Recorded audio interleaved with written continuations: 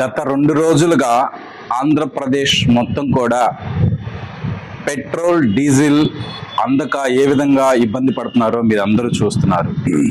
నిజంగా ఇది ప్రభుత్వ లోపమా లేక కృత్రిమంగా సృష్టిస్తున్నటువంటి ఏంటి అనేది తెలుసుకోవడానికే ఈరోజు నేను దాదాపు ఒక 50 మంది డీలర్స్తో మాట్లాడాను.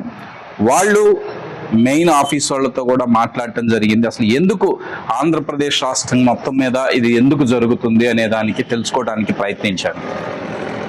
దానిలో నాకు తెలిసినటువంటి కొన్ని నిజాలు ఏంటంటే, భారతదేశంలో మొత్తంలో కూడా ఎక్కడా కూడా ఇటువంటి ఇబ్బంది లేదు. ఒక్క ఆంధ్రప్రదేశ్లోనే ఎందుకు వస్తుంది అంటే, పెట్రోల్ డీజిల్ మీద సెంట్రల్ గవర్నమెంట్ కొంత ఎక్సైజ్ డ్యూటీ వేయటము, అదేవిధంగా స్టేట్ గవర్నమెంట్ కొంచెం excise duty or VAT whatever may be the tax వేయటం జరుగుతుంది.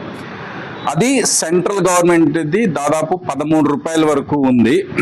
స్టేట్ గవర్నమెంట్లో మిగతా అన్ని స్టేట్లలో దాదాపు 4 రూపాయల వరకు ఉంటే ఒక్క ఆంధ్రప్రదేశ్లోనే 8 రూపాయల వరకు ఉంది.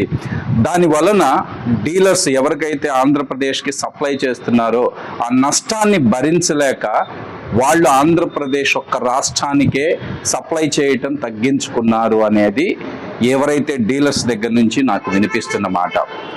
ప్రభుత్వం తక్షణమే స్పందించి ప్రజల అవసరాల కోసం ఈవెన్ ఎమర్జెన్సీ సేవలైనటువంటి 108లు కూడా ఆగిపోవటం మనం చూసాము. అదేవిధంగా రవాణా వ్యవస్థ మొత్తం కుంటుపట్టడం మనం చూస్తున్నాము.